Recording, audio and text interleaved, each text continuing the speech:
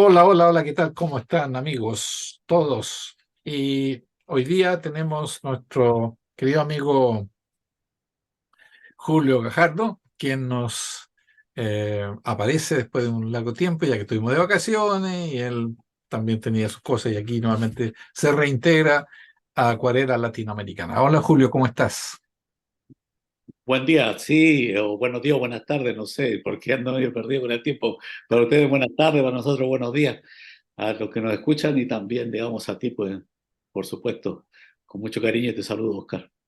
Igualmente, Julio, ¿qué nos traes para hoy día? ¿Qué te apetece, digamos, entre comillas, eh, en Eh, esta oportunidad? bueno, sí, como previamente habíamos conversado un poquito, ¿verdad? Hablar acerca de los 50 años, la conmemoración de los 50 años de la tragedia que Chile vivió, el funesto golpe de Estado y todas las consecuencias, digamos, que eso tiene. Pero principalmente me gustaría que conversáramos sobre lo que va a ser central en esta ocasión. Podríamos decir el objetivo de conmemorar y los planes, digamos, que tenemos los que principalmente vivimos esa situación porque han pasado los años y yo creo que es necesario que vayamos cerrando el círculo y podamos aventurarnos al futuro con otras expectativas, que se ven muy complejas, muy difíciles, digamos, actualmente. Que pareciera ser de que no es la intención de borrar y cuenta nueva, no es eso. No, por supuesto que no. Para que no Por se supuesto. malinterprete, yo lo entiendo así, yo te conozco perfectamente. Eh, por si ahí puede haber una mala interpretación, lo entiendo así. Sí. Sí, sí. Cuando digo cerrando el círculo de que se haga justicia, que se haga reparación, que se conozca la verdad, ¿verdad? Y que las nuevas generaciones partan sobre esa base, no solo la que se le quiso imprimir durante el proceso dictatorial y que se mantuvo por muchos años durante el tiempo, digamos, que gobernaron sea la Concertación, Piñera, después y todo. A eso es que me refiero. No que la memoria es muy difícil que se vaya a borrar de nuestras mentes, nuestros corazones, nuestros sentimientos, digamos.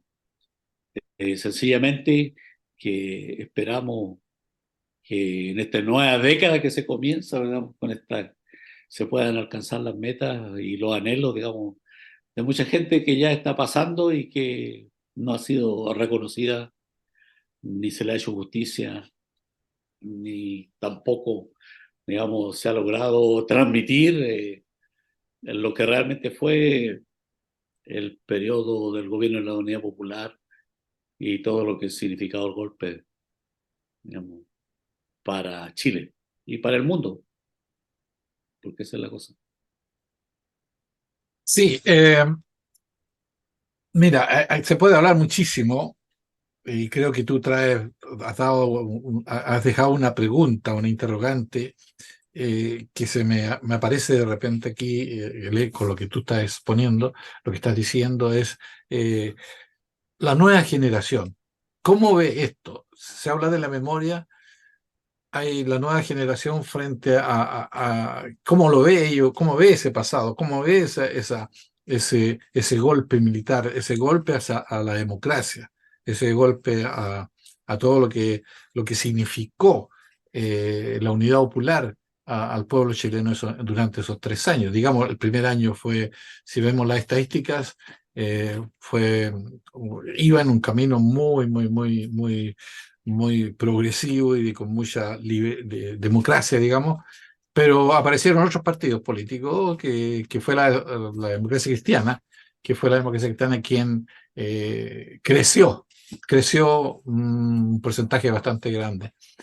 Y de ahí comienza del año 71, aunque el golpe de Estado, porque mucho se ha hablado del golpe de Estado, que como que Pinochet no tenía idea y todo, pero esto está planificado de mucho tiempo. Está planificado de los años 60 y quizá inclusive mucho antes, dado por la influencia que significó la Revolución Cubana. y lo que venía. No sé, ¿qué piensas tú? Bueno, es indudable que esto hay que situarlo en un contexto histórico, ¿verdad? Y, y que es muy difícil sustraerse a él para poder llegar a entender, digamos, qué fue realmente lo que ocurrió. Y al mismo tiempo, yo creo que la dificultad que hemos tenido ha sido este entorno de silencio que se ha puesto sobre este periodo de la historia en Chile. Eh, Lamentablemente, la juventud creció, vivió un cierto auge económico, desarrollo y también sentido, digamos, yo creo que muy bien planificado por ciertos sectores de querer cambiar la historia, tergiversar, digamos, todo lo que ocurrió, en lo cual han tenido mucho éxito, ya que son dueños, digamos, prácticamente de todos los medios de comunicación y que han trastocado realmente qué fue, cuáles eran las pretensiones y que ellos quieren, de cierta manera, de ese modo, justificar lo injustificable. Por lo menos se está llegando como un pequeño consenso en que un golpe es injustificable, que no tendría, digamos, ningún tipo de justificación. Sin embargo, los nuevos, las generaciones nuevas, tienen la dificultad para llegar, digamos, a esta misma conclusión por el hecho que, primero, no lo vivieron y segundo, la historia les fue ocultada. O sea, definitivamente en los manuales de historia, en los colegios, en las universidades y en muchos lugares, nunca se ha hablado del tema. Existe otra componente que es bastante importante. Tuve la semana pasada ocasión de participar en un acto en el cual se presentó un trabajo de Mujeres por la Memoria de aquí en Concepción y al escuchar su testimonio y su relato entiendo, digamos, por qué el silencio de las personas a hablar de lo que ellos vivieron. O sea, todavía hay personas que sienten miedo porque fueron atemorizados, y yo no diría solamente atemorizados, sino que aterrorizados, si revelaban lo que ellos sufrieron, lo que ellos vivieron cuando estuvieron detenidos, cuando fueron torturados, las mujeres violadas, digamos, violentadas. Eh, la verdad es que es una situación que reviste una gran seriedad y gravedad porque se desconoce, o sea, se desconoce excepto, digamos, los que estamos interesados en todo este asunto de derechos humanos, pero la mayoría de la población, si puede escuchar con horror alguna vez, digamos, algunos de estos relatos, no lo ha internalizado, no ha mostrado empatía y, y como te digo, los testimonios que fueron escondidos primero por Lagos cuando hizo la Comisión Vales por 50 años, entonces es difícil, digamos, de que se conozca el fondo del asunto. Así es que las generaciones actuales ven el asunto como muy distante, no le dan la importancia que tiene eh, el hecho, digamos, del quiebre institucional, del quiebre del golpe a la democracia, y también ven muy distante o son muy poco empáticos con todos los que sufrieron. eh,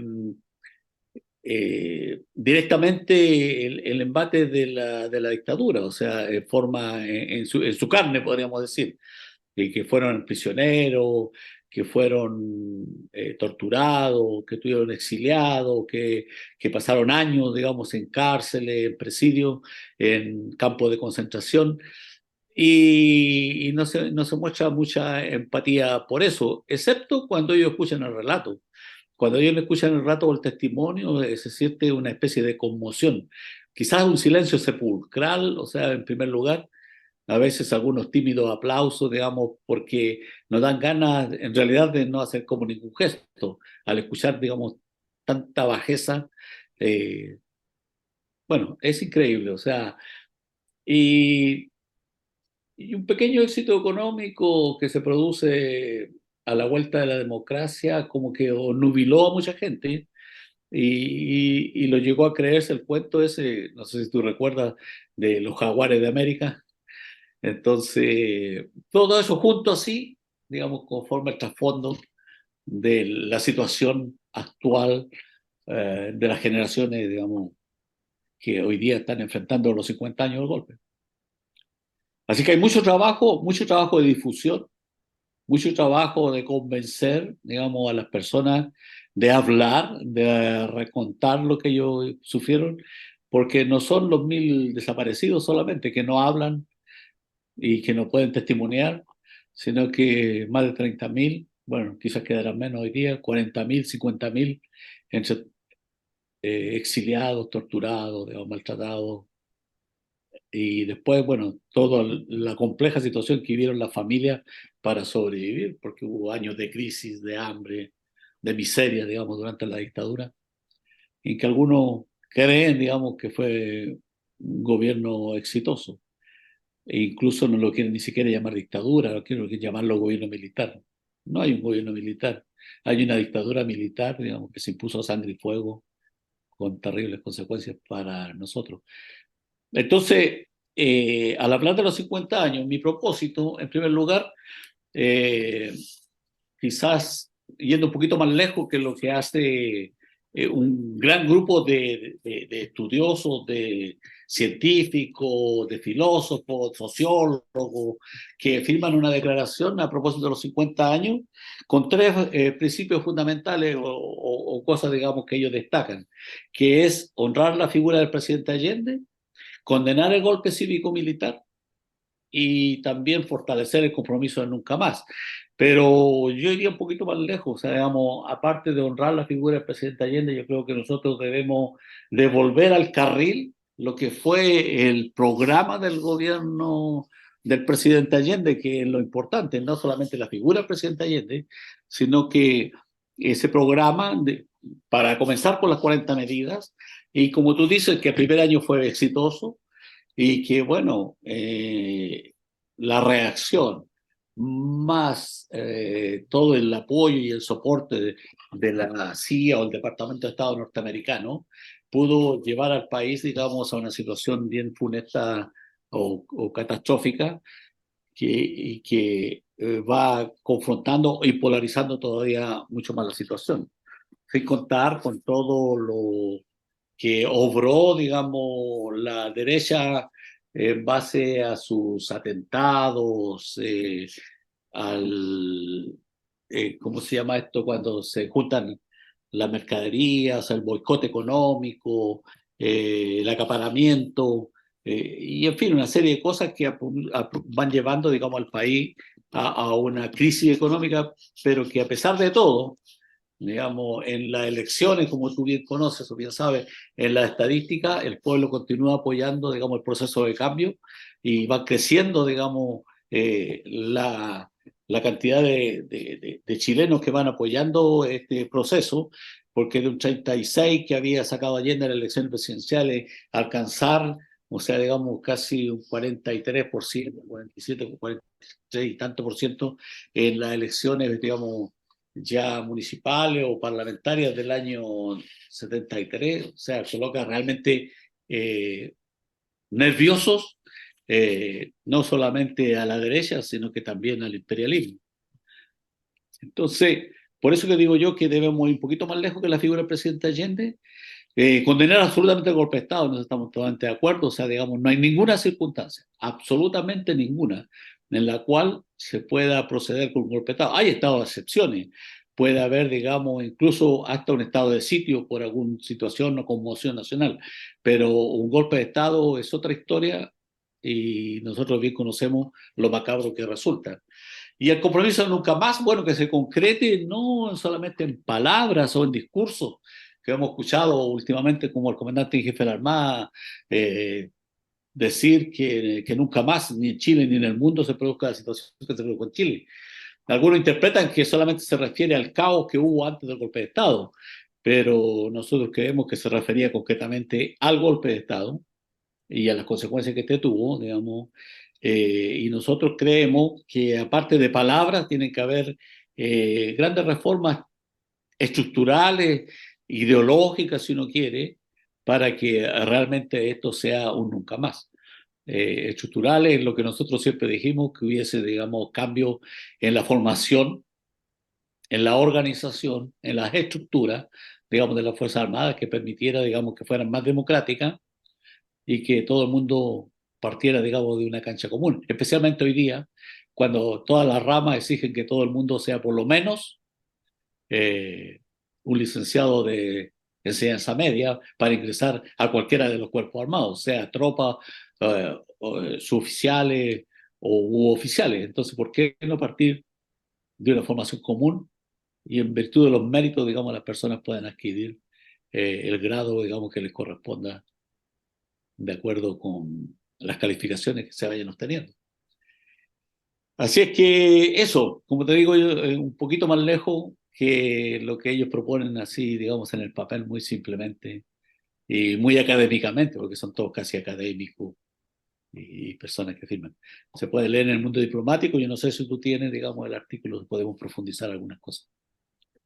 Mira, me llama la atención muchísimo algo de lo que tú dices y tú que estás en Chile, no, yo estoy acá en Estocolmo, en Suecia, estás más cerca de la realidad. La información hoy día naturalmente la tenemos al segundo, todo el mundo, pero lo que me llama la atención es, digamos, como que cuando tú dices que, que nunca más ocurra esto en Chile, pero lo dices tú de a partir del golpe de Estado, pero ellos quieren decir antes, es decir, que durante el periodo de Allende es lo que no quiere que ocurra nunca más. Eso es lo que, no sé si lo entiendo así.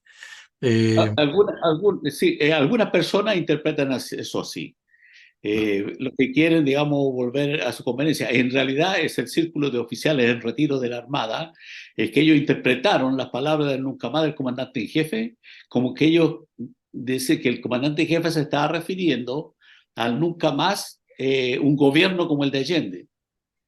Pero en realidad él estaba con los exiliados o digamos con las personas que habían estado o familiares de los presos que estuvieron en Dawson y se estaba refiriendo al golpe de Estado. O sea, eso es claro y claro, explícito, pero ellos lo amañan y lo vuelven, digamos, porque según ellos el golpe de Estado se produce por culpa del gobierno de Allende, digamos, por culpa del gobierno de la Unidad Popular según los oficiales, el círculo de oficiales de la Armada. Pero es normal, digamos, que ellos piensen de esa manera. Digamos. claro. Bueno, tú como ex miembro de la Armada, también No solamente expreso político, igual que yo, sabemos perfectamente cómo se mueve dentro de la Armada y las Fuerzas Armadas. Tú Ajá. tocas un tema bastante interesante que a lo mejor más adelante se puede desarrollar, perdón, sobre la democratización de las Fuerzas Armadas. Eh, para eso se requiere un periodo, se requiere mucho tiempo, porque siempre las Fuerzas Armadas chilenas siempre históricamente han reprimido al pueblo, y ahí, si es cosa de leer la historia nomás, ¿cómo ves tú esta parte? ¿Cómo crees tú que puede solucionarse? O sea, eh, es bonito decirlo, pero ¿cuál sería la reacción, digamos, frente a esto? Una democratización a las Fuerzas Armadas. Yo creo que para que no sea solo palabras y promesas, una de las cosas, digamos, es que en las Fuerzas Armadas, como en toda institución eh, de cualquier índole o de cualquier especie, se reflejan en diferentes posiciones políticas al interior. En el caso nuestro, cuando éramos marineros, ¿verdad? Era notoria la división de clase al interior de las Fuerzas Armadas, todavía creo que sigue igual. Entonces, para cambiar la composición del aparato militar, tiene que partirse de la base. Es verdad, se necesitaría, digamos, por lo menos casi una generación para hacer este cambio, pero este cambio provendría de que a la base, en la entrada, entraran los mejores calificados y con interés, digamos, en participar en instituciones militares, como se hace para hacer la admisión, por decirte un ejemplo, para la escuela de Grumete. Entonces, al haber una sola puerta de entrada, con las limitaciones que le impondría las condiciones, no sé, puede ser física o de rendimiento escolar y algunos otros atributos que tienen algunos, o sea, tendrían que tener la membresía para escoger, digamos, a los futuros componentes de Fuerzas Armadas, incluso yo diría también la policía, aunque siempre he pensado que la policía nunca debiera ser militar, que debiera ser una policía civil, como es la PDI, por ejemplo, y que haya una sola escuela de donde se vayan formando los diferentes cuadros que son necesarios dentro de las Fuerzas Armadas, porque de esa manera se reflejaría la composición social de Chile dentro de la Fuerza Armada, lo que impediría que, y bueno, y algunos otros tipos de cambios, digamos, que tienen que irse dando junto con eso, que como ser, hoy día el juramento implica el cumplir fielmente las órdenes de sus superiores. Y nosotros creemos, o sea, por lo menos los de AMA, ¿verdad? De la agrupación de marineros antigolpistas, que la obediencia debe ser reflexiva. O sea, ¿para qué tienes que obedecer? ¿Para qué debes obedecer? O sea, ¿obedeces para reprimir u obedeces para ayudar, digamos, a que haya paz y que haya una consolidación de los programas que el pueblo decide hacer en su política? Podría ser esto peligroso incluso porque vamos viendo, digamos, que en general está habiendo como una inclinación eh, popular a apoyar movimientos de carácter neo, neonazi casi, o podríamos decir fascista quizás.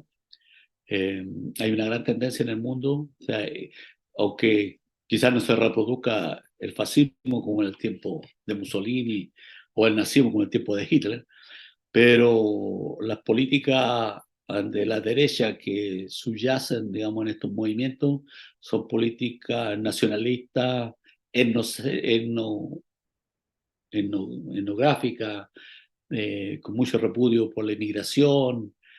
En fin, hay una serie de cosas, digamos, que realmente complican que muchas veces la expresión popular sea siempre la más sana, sobre todo cuando es movida por populistas que buscan, digamos, imponer su, sus principios y sus políticas, valga la redundancia. No sé si me expliqué, pero eh, acabo de ver no hace mucho la elección de un alcalde en Sonnenberg, en Alemania, no sé si tú escuchaste, de extrema derecha. El gobierno de el primer ministro o la primera ministra de Italia, digamos que también Sí, de derecha. sí. Y así varias coaliciones y espectros, digamos, incluso en Chile. O sea, no sería mucha sorpresa que tuviéramos un gobierno también de derecha y de la más extrema, o sea, en el caso de los republicanos, porque la población desinformada, muchas veces con falta de capacidad analítica, política, sigue las lumbreras, estas lumbreras que se levantan de tiempo en tiempo en la historia y que quieren convencer a la gente de ciertas superioridades eh, que al final terminan en desastre, como fue el caso del nazismo. Claro. No, es una Eso se está dando muy fuerte en Europa también, eso es bien claro. Lo que yo, volviendo un poco a lo que fue Allende, o sea, sus 50 después de los 50 años que se están conmemorando, o sea, de el golpe militar, eh, volviendo, Allende creyó en las Fuerzas Armadas. Hablaba mucho Allende que, el creer a sus oficiales, pero eso no fue así. O sea, él parece que estaba mal informado al respecto, porque los oficiales, y si vemos las entrevistas que hay ahora, que hicieron en ese entonces, yo he visto ahora muchas entrevistas, en que ellos son antimarxistas. Los oficiales son antimarxistas, en ningún momento van a apoyar el comunismo, y en ningún momento Allende manifestó si esta nueva vía al socialismo es una vía democrática, a la chilena, como se decía, bien claro. Entonces, eh, el creer en las Fuerzas Armadas trajo consigo también una confianza y quedamos paralizados, quedó el pueblo paralizado cuando eh, se inicia el golpe de Estado. ¿Qué piensas tú con respecto a esto? Eh, bueno, sí, yo pienso, bueno, no estoy completamente seguro, pero creo que el presidente Allende hizo servicio militar. Eh, el asunto del servicio militar, hay hartos tratados acerca de eso. O sea, digamos, en realidad es un programa que busca eh, formar jóvenes, digamos, en la edad en que son moldeables. Lo que pasa también con nosotros, digamos, a partir de la Escuela Grumete o cualquier institución militar, para un poco anular sus personalidades y buscar, digamos, que sean ciegos observantes de las eh, leyes, de los pensamientos, de las órdenes, digamos, que reciben de sus superiores. O sea, y esto, digamos, al principio nosotros juramos por la Constitución y la patria, pero hoy día al jurar como soldado por obedecer ciegamente las órdenes de sus superiores, o sea, digamos, el asunto se pone un poquito más grave que lo que era antes, porque el superior es un fascista o un nazista, o digamos, tiene intenciones cualquiera que sean, ¿no es cierto? Y da una orden irracional, el soldado o el marinero tiene la obligación de cumplirla y reclamar después, como muchas veces nosotros escuchamos también eso, ¿verdad? Eh, y Allende, claro, yo pienso que Allende era un hombre con muchos ideales. Estuve viendo un programa que pasaron en YouTube, en el cual una persona dice que le pregunta a la inteligencia artificial por Salvador Allende.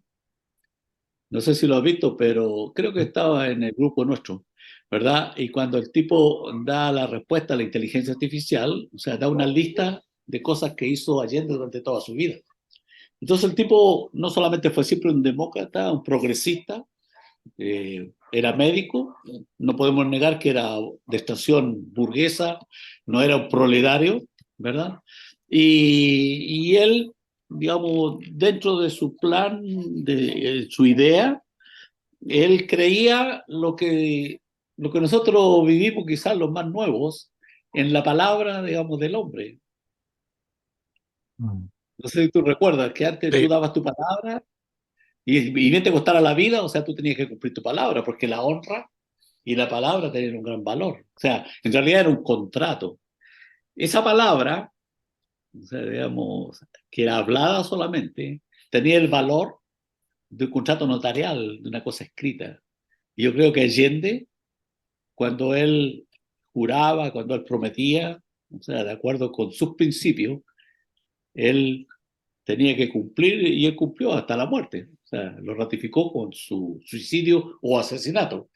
Entonces, cuando los altos oficiales de las Fuerzas Armadas le declaraban lealtad o juraban, digamos, servir a la patria, a la Constitución, a las leyes y todo lo que radicaba, digamos, el juramento, Allende se lo tomó en serio, se lo tomó en serio.